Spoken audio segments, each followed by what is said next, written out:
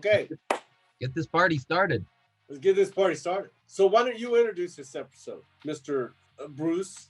I believe that this is the 4th episode aired. Is that right? That's correct. We have a story where I think the writer said, John Black, I think, was a writer. They said, let's do a story where they're drunk without slurring. Okay. Ah. I was reading something and it said, but you've got to introduce the name of the episode. Oh yeah, The Naked Time. to be followed up by The Naked Now in Next Generation, and they were talking about this being a 2-parter or something, and so later on in season 2, I think we get Assignment Earth, so that's kind of a time travel-y thing. They proved that the formula worked and they could do time travel in this episode, so then they, did some more in some other episodes. I know how you like time travel movies. I love favorite, right? You love those stories. Even Kirk in this one didn't like time travel. Because Spock says we get to do the 3 days over again, and Kirk's like, 3 days. I don't. So yeah, that's about it. That's the whole premise of it, right? A little bit of non-slurring drunk action and a little sex undertones. And what would happen if people did stupid things like touch alien goo and got drunk? Yeah, and why do they wear a biosuit if the guy's going to take it off? Why defeat the purpose? I'm sure it happens a lot, though. You got your biohazard suit on. Oh, and you just happen to. When the story was originally written, there was a part where Tormolen, is that the guy that went down on the planet? He was doing that as part of in a decontamination area. He didn't go down to the planet. They were beamed back. They go through the transporter decontamination, and he is merely there on the ship, and he's also in a suit, and he removes and touches something by accident. I like that one better. I like the way they did that better, right? That means he's kind of adhering to the table or something, or was that afterwards, and then he took his glove, and then he put his hand on him. Mm-hmm. Yeah, and then rubs his nose, and then was picking his nose. They didn't want him to actually pick his nose, so he's just rubbing his nose. And then Spock comes in and says, be absolutely sure we don't yeah, exactly, right. Yeah, it was a questionable intro, right? Yeah. And then also the line at the end that we both independently, so we watch these episodes independently, of course, right? Right. And you commented on the same line. It's like something we've never seen before. I mean, how's that line go? But he said something. You quoted him exactly on your notes. That was. I put he was smelling this stuff.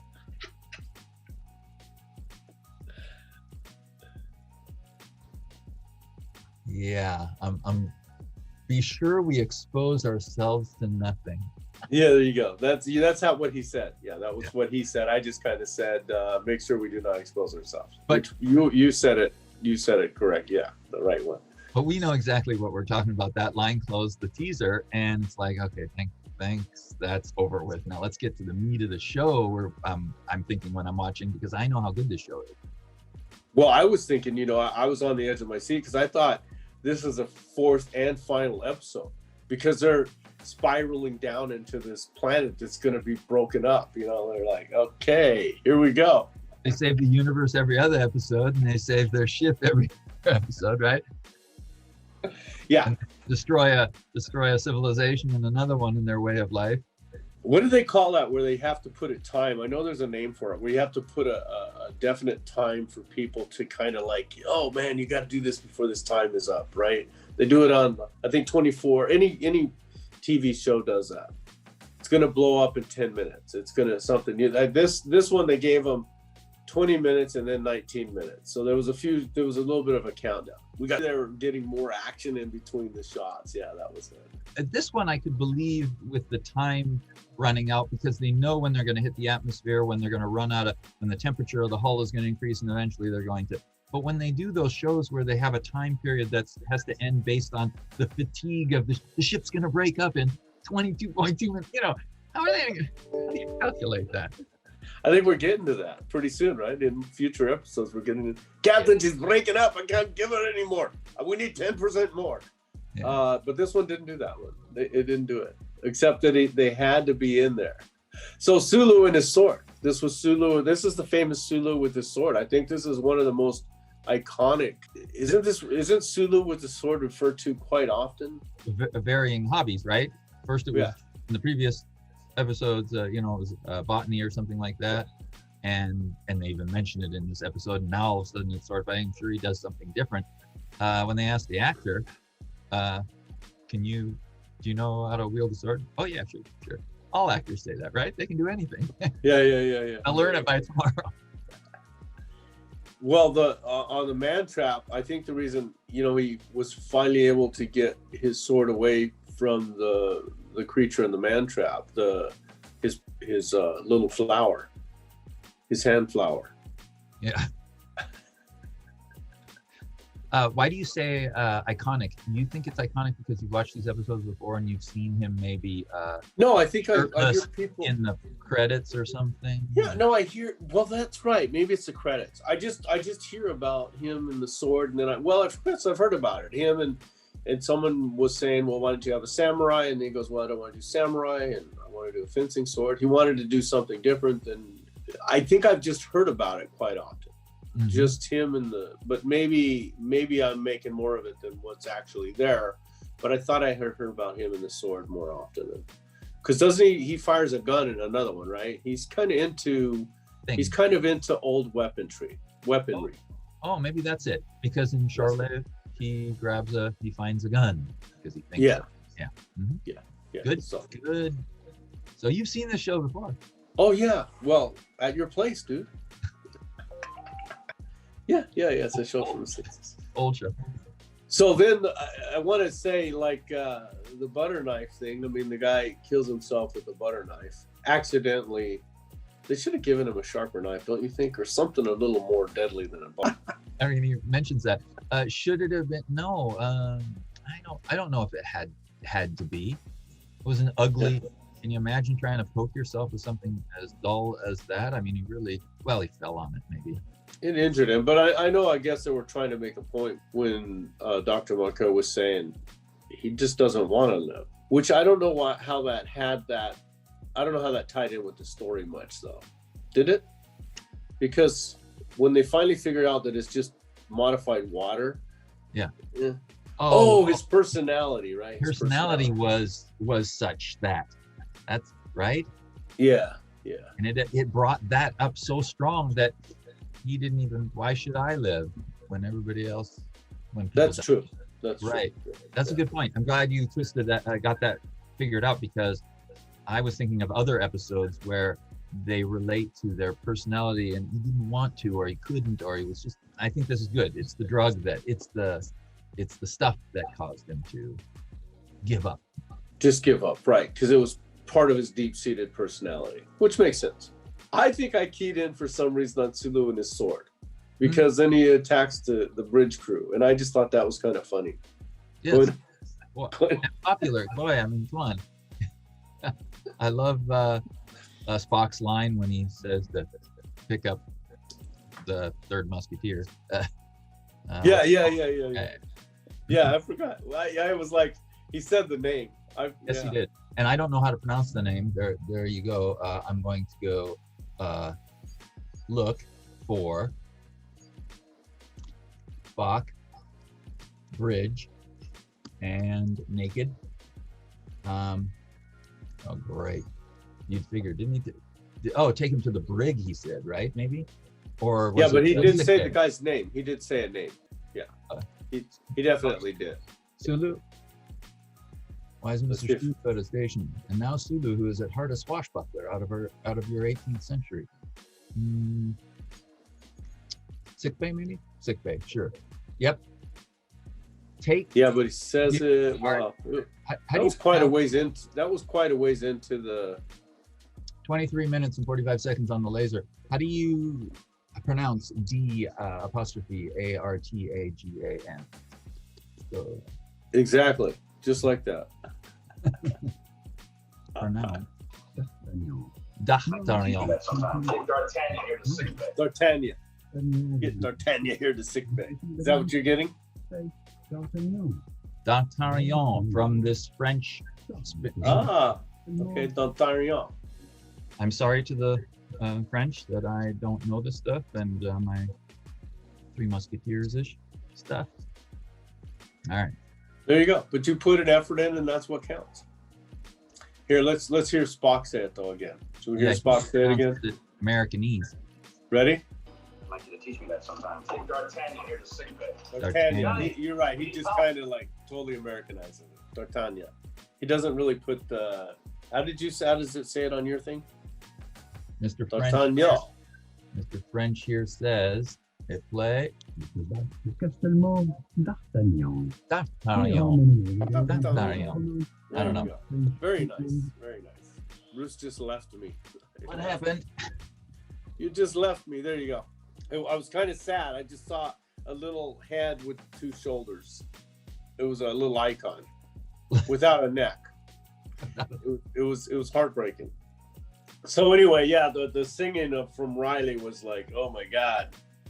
But I was like, I was with Captain on that.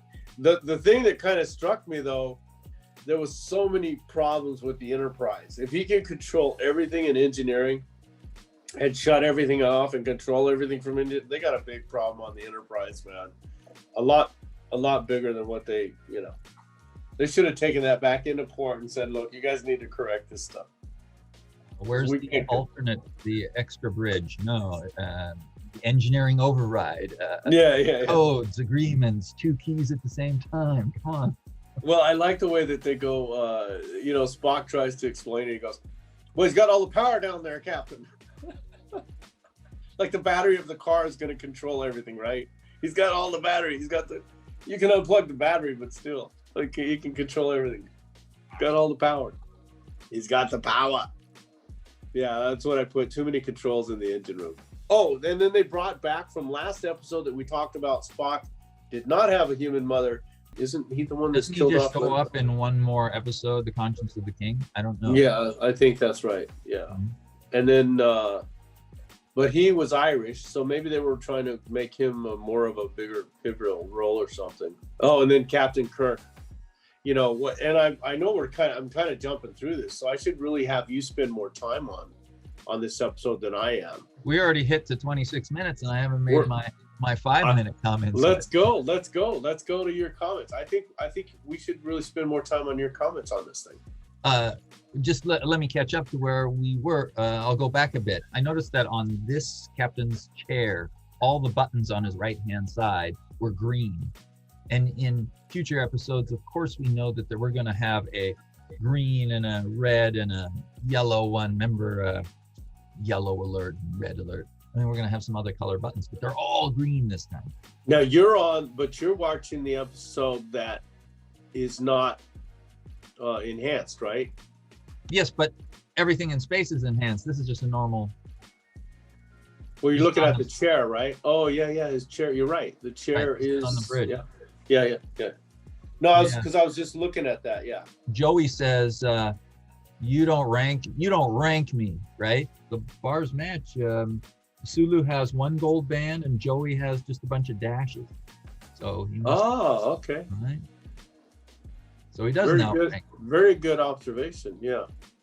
And then they go. We find out in sickbay, right, that they are wearing black T-shirts, and maybe that's some of the reason why I wear a black T-shirt all the time, 24/7. I mean, is that right? Really? It's a black T-shirt, and underneath their uniform they have a black T-shirt because it shows up, right? It's visible, and you can see right. Look, black T-shirt to match Star Trek. Well, I did not know. See, that's a little trivia about you. I had no idea. Black. Bruce in the black T-shirts. They go down to the planet, and they're in that room, and the guy is frozen, hunched over the console, and he's sitting on a chair. And the chair looked really, really dorky or wimpy or Disney-like. It just didn't seem like the chair was. Actually, I think they said that's a woman, which I did not know. Oh, wait, I thought the mannequin is the woman that's frozen, but the one. So the mannequin's not in the chair. It's not the one in the chair. Oh, the mannequin. Oh, yeah. That is a mannequin. It looks exactly like a mannequin. Wow. On the floor, right? Yes. Wow, I didn't notice that even. You're right. Okay, so she's lying on the floor, but the one in the chair, they have a shot of him sitting there, or her. Oh yes, as they zoom in right at the beginning, let's see, about 45, 50 seconds into the episode. I don't mean to talk so much about the chair, but I just noticed the way that was, and I don't know, is that a... Oh, it looks like a normal household kitchen chair. Yeah. Well, wide at the top. Well, is that their hazmat suit that guy's wearing in the chair? I don't know, because it looks like a hazmat suit too. Yeah, like he's also in it. They already have the problem or know about the problem, or... I guess you could talk a little bit about the budget and the way the hazmat suits, why they were made like that. They said they're just shower curtains. Fancy shower curtain. Fancy shower curtain. And the helmet doesn't, headdress seals the bottom. Yeah. Yeah. Well, that's not a very good hazmat suit. Oh, I just want to say something right here where the thing that gets on him, right? I think that was kind of a reverse shot or something, a side shot. I think what they did was they just turned the camera sideways on the set. They had that, and his hand was just there, and then they just squirted the blood through the foam or whatever it is to drip onto his hand. I don't think that was a special effect shot. That was just a very simple shot about turning the camera sideways. So that the gravity did the job, right? Yeah. I got one for you at about 13 minutes into, we've got Riley as a navigator, right? Yeah. Is that where Spock is telling him that he has to pay attention to his job? Yeah, and he's wiping his hand on his pants, and you can tell in the that those pants are the sparkly black pants. They have little sparkles in the fabric, or it's shiny and the light is reflecting and it looks kind of sparkly. Who cares about that trivia, right? Oh, but you do care about at minute 14 that Sulu's wearing his pants inside his boots. What the hell? Is that because he's in sick bay? No? You think that's what he tucked it in because of that? Yeah, I can't quite place it. I'm just pulling notes. Were all episodes did they have short pants in all episodes? Yeah, goofy short, flared pants. Did the flare change over time? Well, because Spock in one of the elevator shots, I think you can definitely tell the pants are short pants. Maybe short pants, or you can definitely tell he's standing outside the elevator trying to get his stuff together. Yep. After Nurse Chapel kind of hits on him.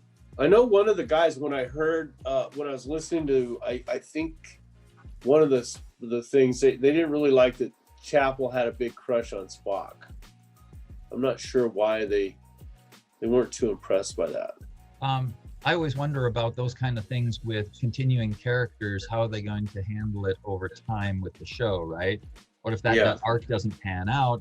If it's just guest stars that can fizzle, right, and disappear. I don't know, but that's what they built in. I think Chapel just had her timing wrong.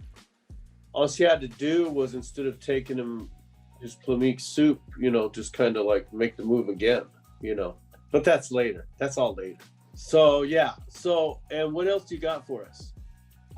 Remember the clock going backwards? I mean, that's an easy piece of trivia. The clock goes back to 7 minutes, and then it goes back to 7:59. Yeah. No. But I did like the way that they showed it, like on the Time Warp, the 1702. Because he starts out saying that we're at 17, start date 1704.2, and then you look at that clock at 1702. Yeah, good. 3 days back. 3 days back in time. They sang a song, I'll Take You Home Again, Kathleen. 100,000 times. 100,000 times. That was written by an American. It's not an Irish song. Oh, really? Thomas Westendorf. And I guess it's at that point I read that it was like 90 years old, so it was not something they had to get rights to, or Oh, okay.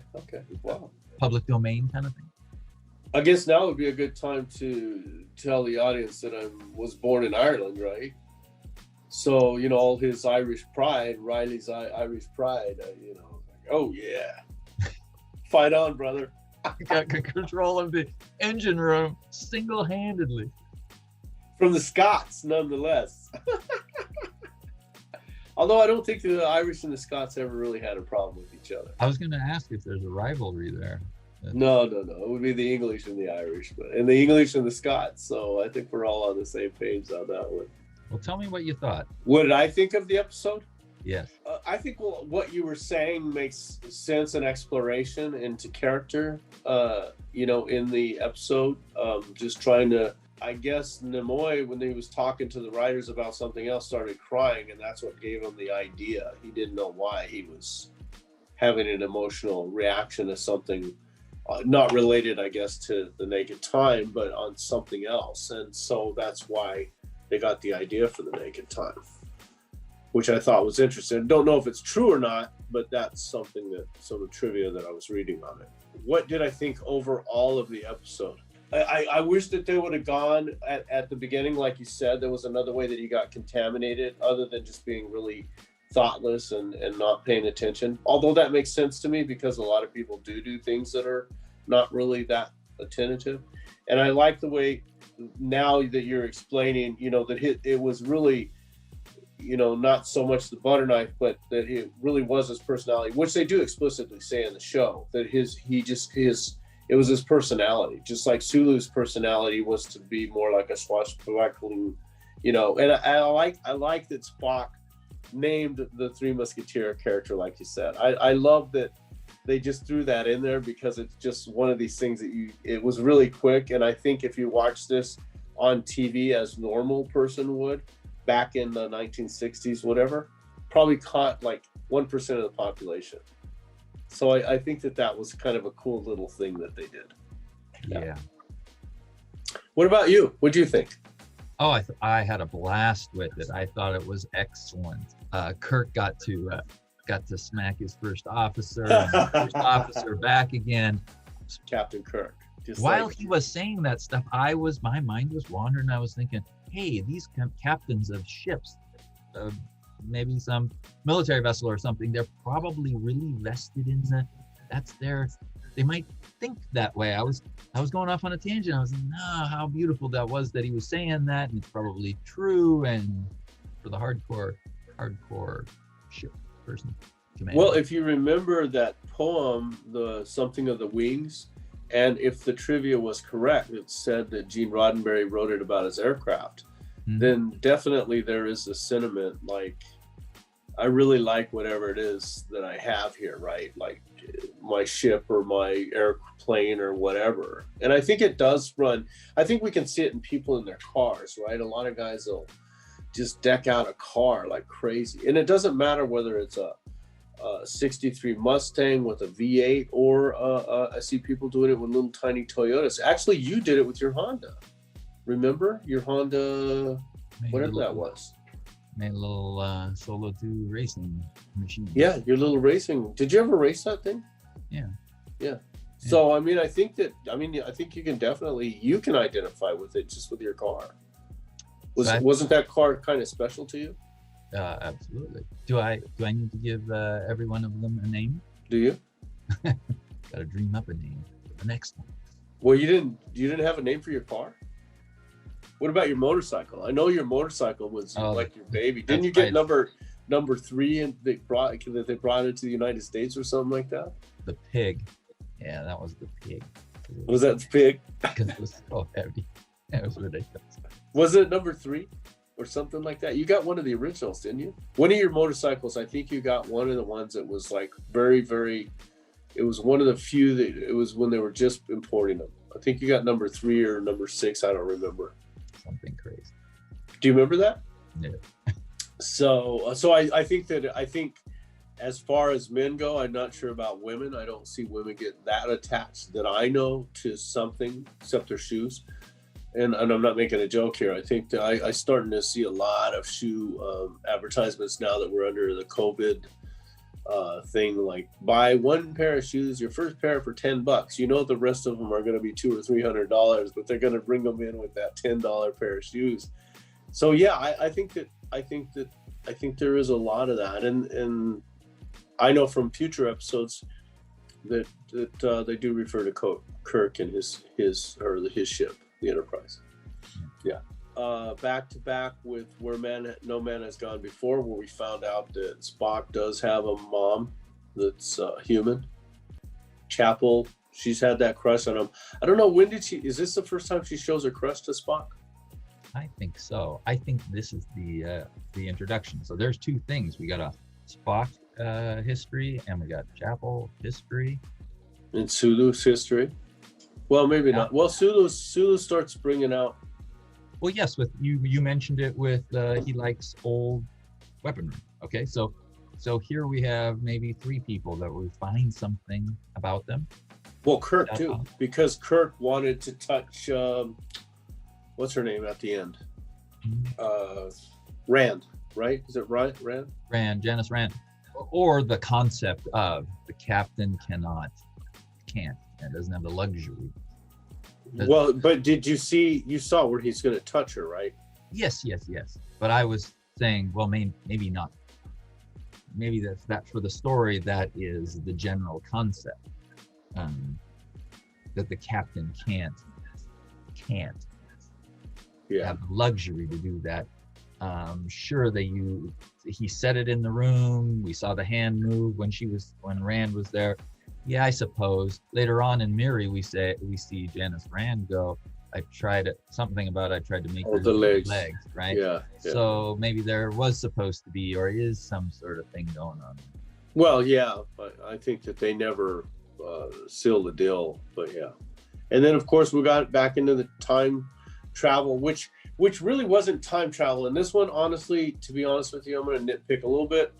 I didn't get that it was time travel because they're talking about going back. Where the other ones, it's more like a skipped record, right? Where they actually do flip back in time, and so it starts again. But this one, they're still it's still a continuous line, right? Do you think that they're going to go visit the planet again and know what the heck they need to do so they won't get caught up in the planet's description? Are they going to go do something entirely different? I think they're going to do something entirely different. They're not even going to explain that with Starfleet. Yeah, they're done. How did they explain it? Well, we skipped back in time 3 days, but we saw no point in going back to the planet. We already did that. We did the job we were supposed to. Yeah. And we're going to do something new. No, take 3 days off. Yeah, there you go. Yeah, take 3 days off. Yeah, I mean, they'll just arrive somewhere else 3 days earlier, right? So can you do that? Why not? I mean, later on, don't they fold space and some other stuff? So speaking of folding space, you know how we're traveling faster than the speed of light, warp speed? Yes. Right? We can't. Einstein, speed of light. And in this one, Spock says we are traveling faster than normal space. Well, aren't they always doing that?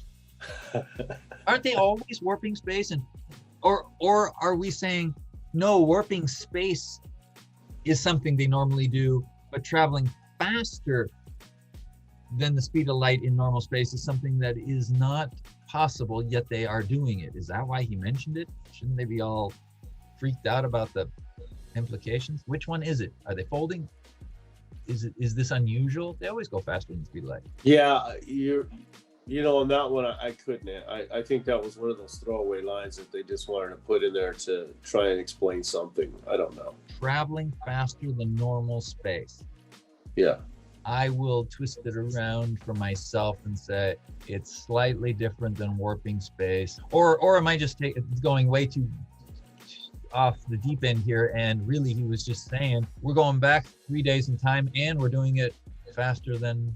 Well, I don't think you're going off the deep end. I think that, they've done that before where they say the Enterprise can't handle. Well, I'm sorry. See, if I just stay on a logical step like I wanted to originally when I said let's start this, then but I do go forward, and I do remember where they're saying something about the Enterprise is going to break up. If we go any faster, it's going to break up. And if I refer to that, then I think what Spock is saying is, why didn't this ship bust apart into, we would be totally gone if this was possible. That's where I took it, actually. Kind of like, this should not be possible for what we have, our equipment that we have. That's the way I took it. Okay. But I don't know. It's open to interpretation. I was in a literature class for a lot of my college years, right? And my teacher said, if you write something really good, because a lot of authors write really good stuff, and then someone goes, by that, did you mean this?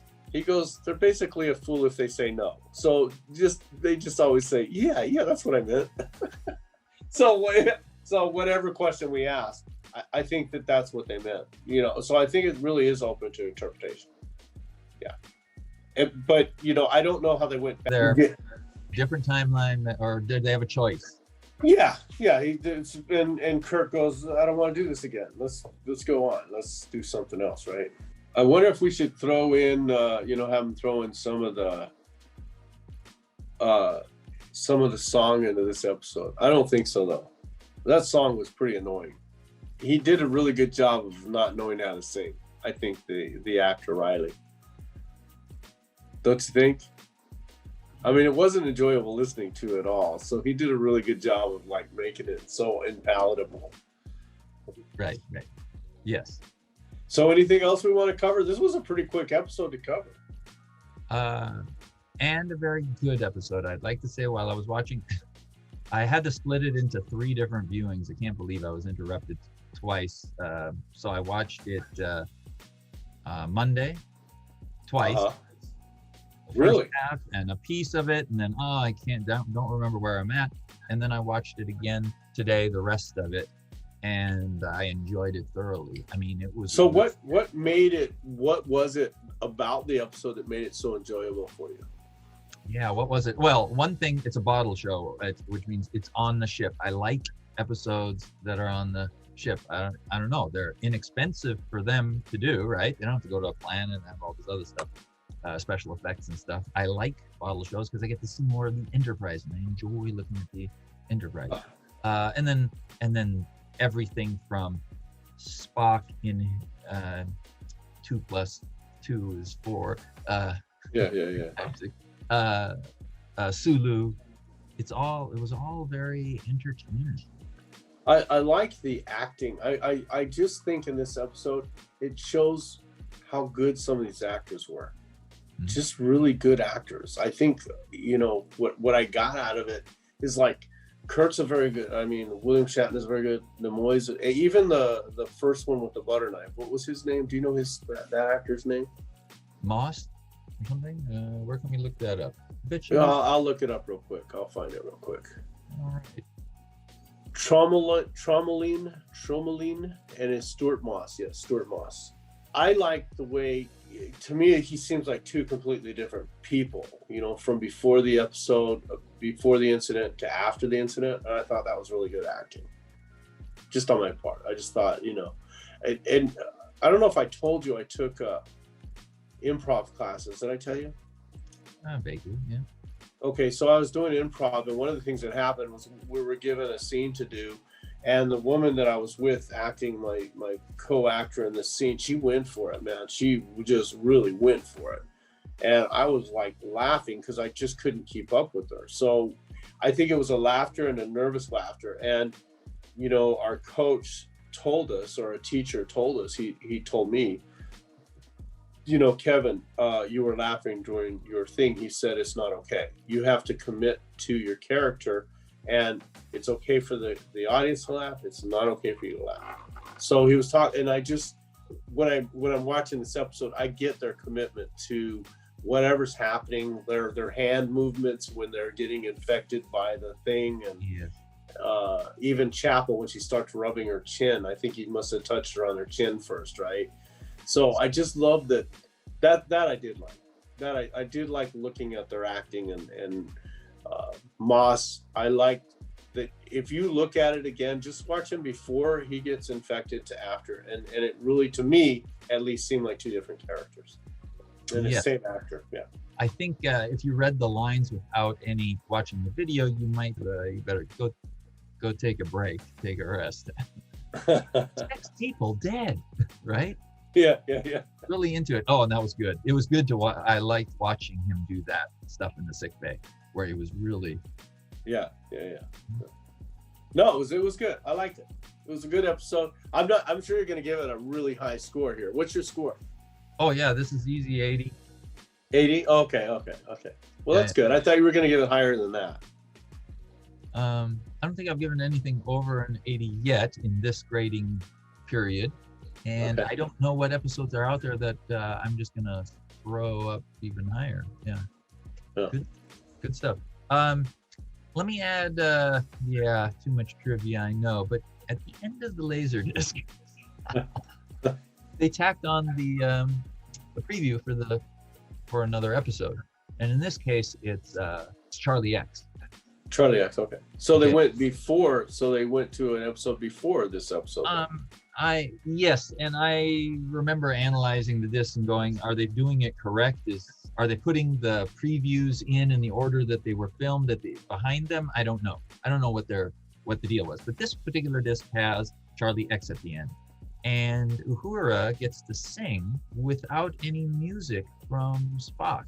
Or at least that's what it sounds like.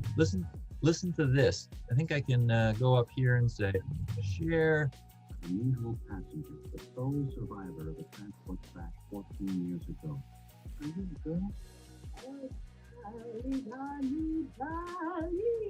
Oh, wow.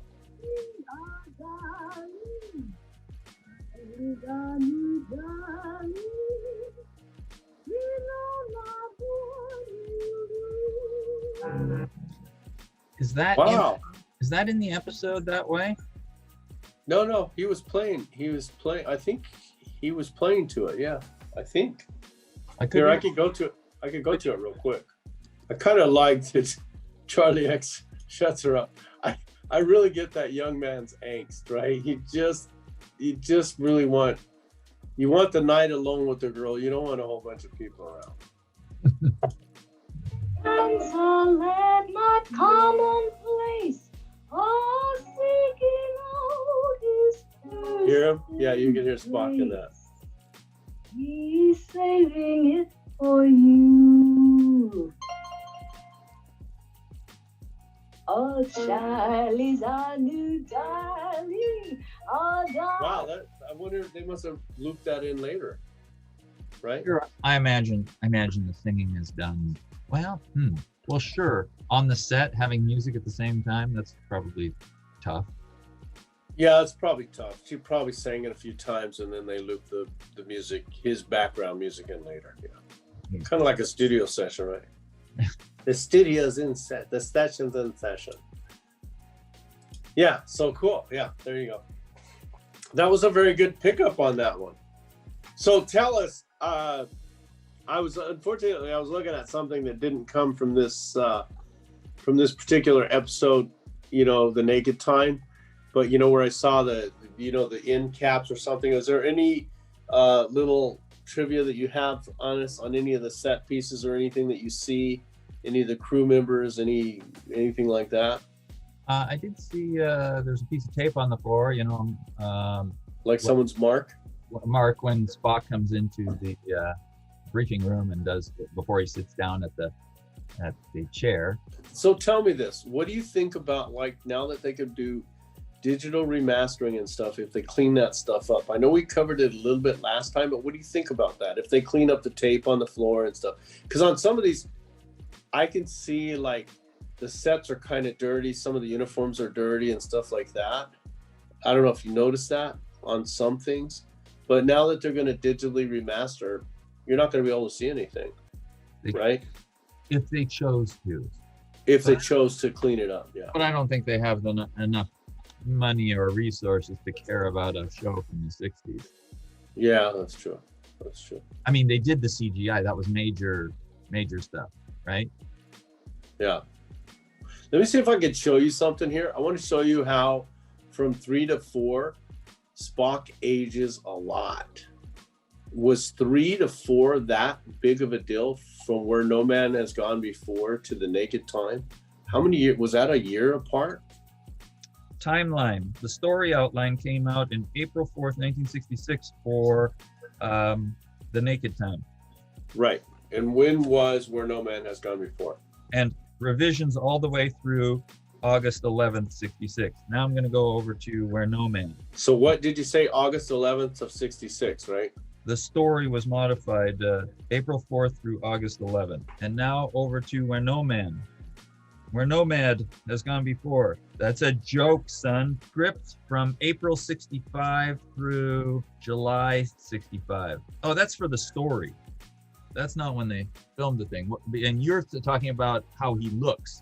So you want the when they filmed the thing, right? And Where No Man was filmed July 19th through the 29th. Of what year? 65? 65, $355,000. So it was only a year later, but look at how Spock has matured between the two episodes. Look at the picture I just sent you.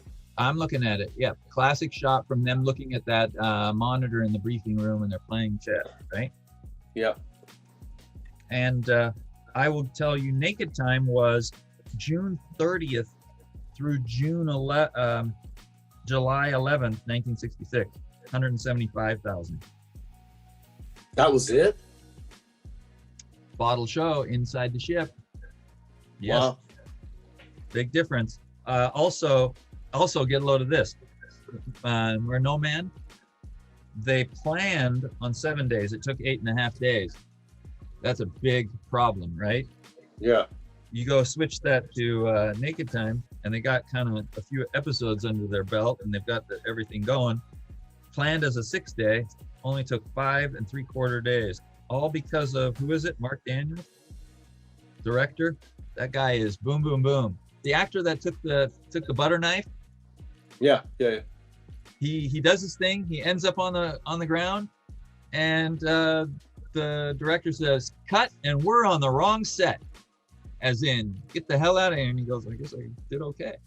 Really? Wow. Marc Daniels was chop, chop, chop. Wow. So I was when some of the trivia that I saw, was it The Two Genes? I forget the book.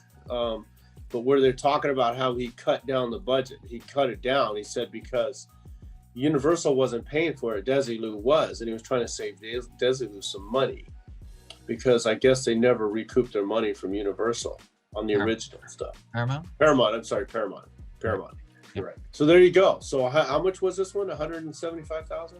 Yep, a little bit under. For The Naked Time. You're right. So Bottle Show saved him a lot of.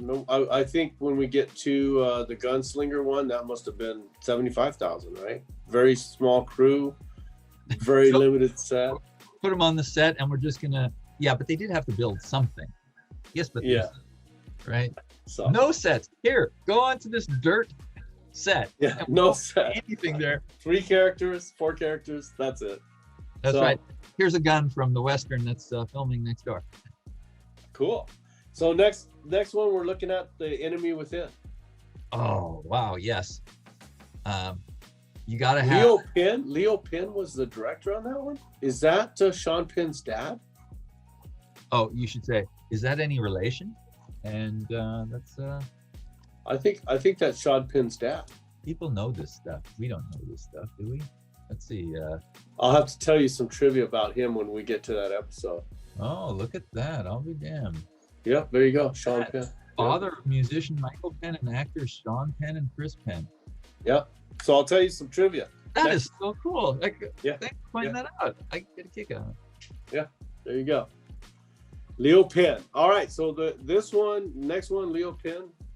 He must have been very young at that time. I'll tell you, he was born in 21. So he's 44, 45. Yeah. There you go. Cool. So awesome. Episode, Enemy Within. The Enemy Within. So overall, you really like this episode. You like the Bottles episodes. Yes, I do. And tell me what your rating is. I was going to give it a 75. Okay. But I thought you were going to be up there higher than that. So I'll probably stay with my 75. All right. And we recalibrate later, right? Right. Yeah, exactly. Because as we come up, like I said, Charlie X, one of my favorite shows. There's some other ones that I really like. This one was good character exploration, like you said. I think that really sums this episode up, the character exploration and playing around with. And we should get into the water thing. I think I'm going to go into water later on. What do you mean? Remember, they're kind of into the elements, right? Like I know water's not an element, but with salt, you have a very elemental or very simplified sodium chloride. So water is very simple H2O. So this one's kind of a change in the water. McCoy doesn't really get into what the change, but it's a kind of an elemental feel to me, right? It's now it's alcohol. Now it's alcohol, right? There's Water plus. but what change in water could make it like alcohol? I'm not sure, but you know what I mean. So that's what he says. It's just a shift in the water. So it's interesting. I'd like to explore that at some point too. Just kind of take what we learn as we go along in Star Trek, and then kind of explore some of whatever was going on with the writers. That's really kind of where I want to go with it sometime. Now I know some of it they just kind of put together. I think as we go along in episodes, I think some people, maybe Gene Roddenberry, and I don't know who else, had more emphasis on what they wanted on character building, right? Like what they wanted the characters to do. I don't know if they had their Bible yet at this point. Did they already write their Bible? The character Bible? I think that Gene Roddenberry already wrote that before he sold it. He already had his initial version. I imagine they rewrote it after they sold. Yeah. As they went along, I think they were rewriting their Bible, their character Bible. Because I think later on you see more of the character stuff that makes them who they are. And this one, you definitely have a solid character base for a lot of them. You have Spock's mom. You have Kirk, with the love of his ship. You have Sulu. You have very. I think this one really does set down a lot of the groundwork or the foundation for who the characters are. That's really what I think on this one. I love the way that you said that, because that was exactly what I got from this episode. It's kind of setting down the foundation of who these characters are. So episode 4 done. We can replace the whole cast with anybody because. Yeah, we didn't get into a couple of the characters too much, and the one that I have behind me, the picture that I have up, we had Spock in this one, of course. We had Kirk, we had Uhura, Sulu, Chapel, McCoy, but we didn't have Chekhov. So this one's almost correct, this picture. Chekhov joins us second season, right? So right. So would there be a shot like this in the show? Well, maybe a publicity thing with everybody.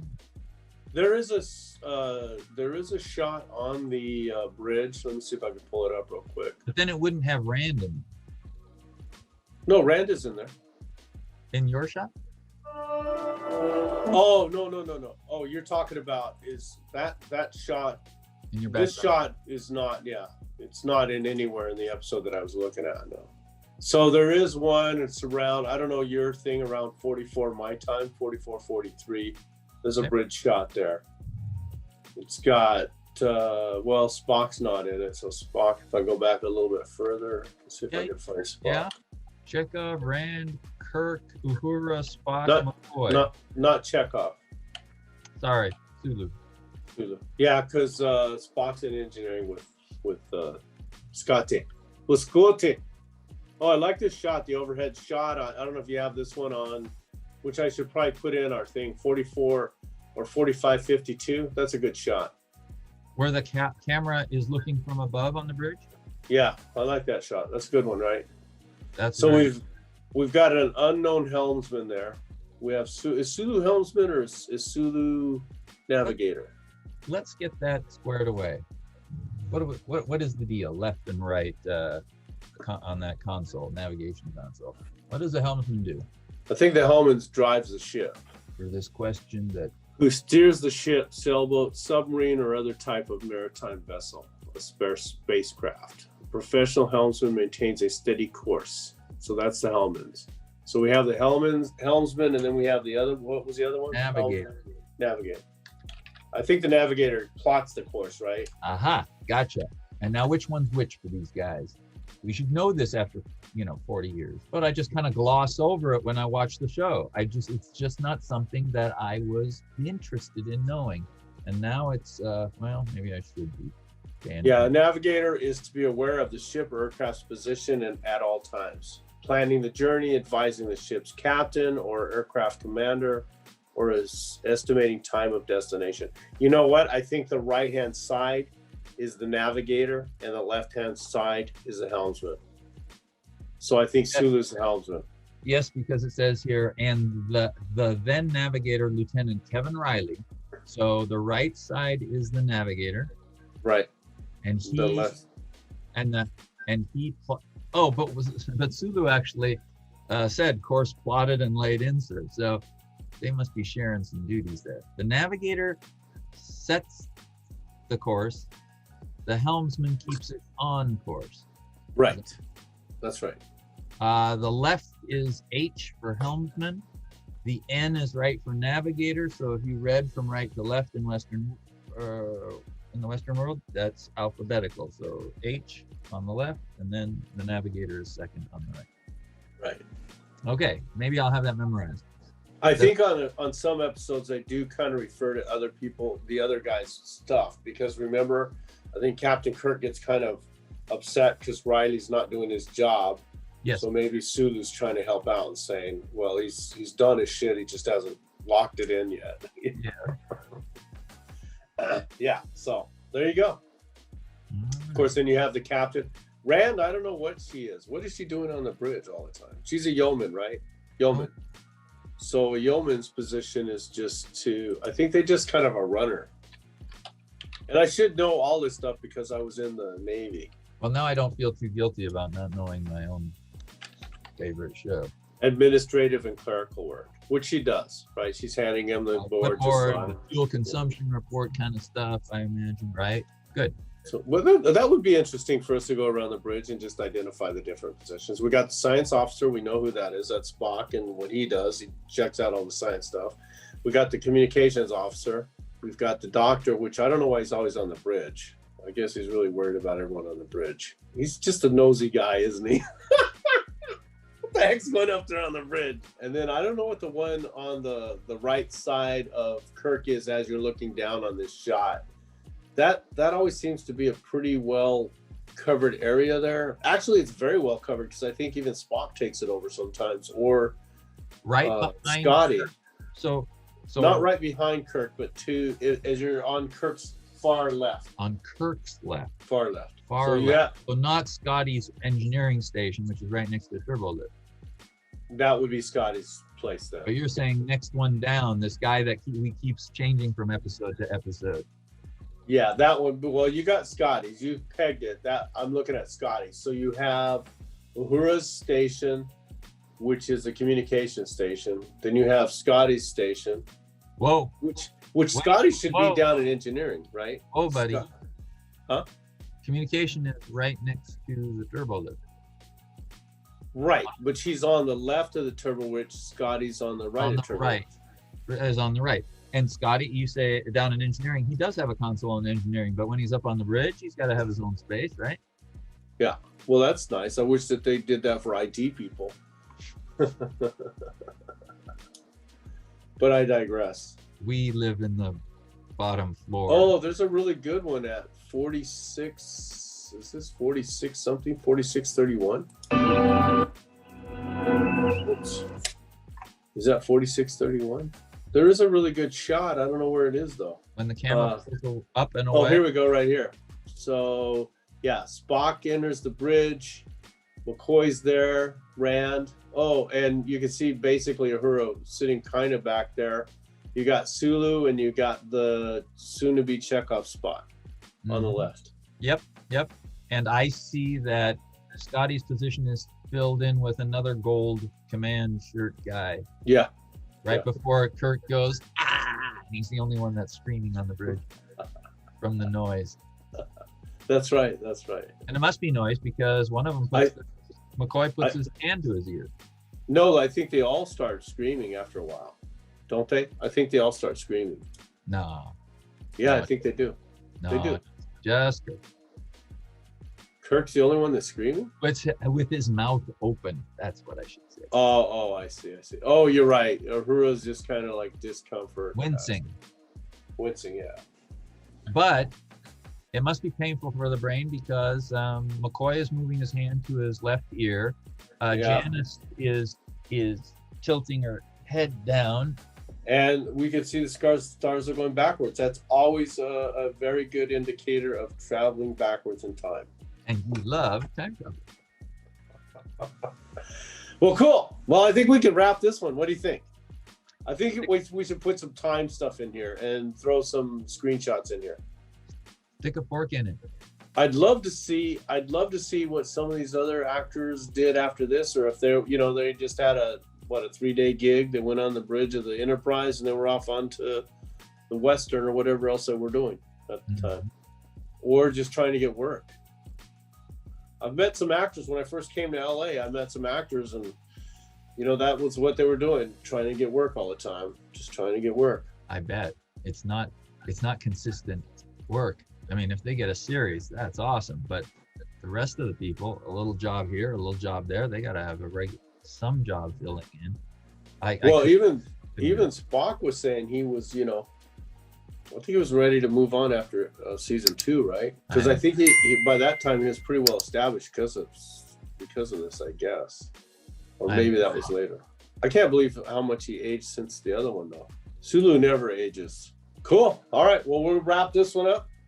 We'll get ready to do The Enemy Within. Oh, that's awesome.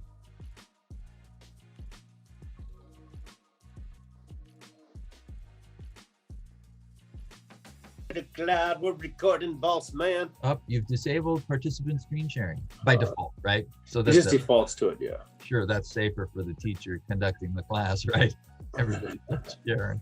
I just went. Can you still hear me, Bruce? I can hear you, but your face is frozen and your eyes are bugging out. He's bugging out. Checking my email. Aha. Writing's not that easy, but Grammarly can help. This sentence is grammatically correct. Oh, I'll protect you, family. I'll protect you, family. He's got the power. Fancy shower curtain. Fancy shower curtain.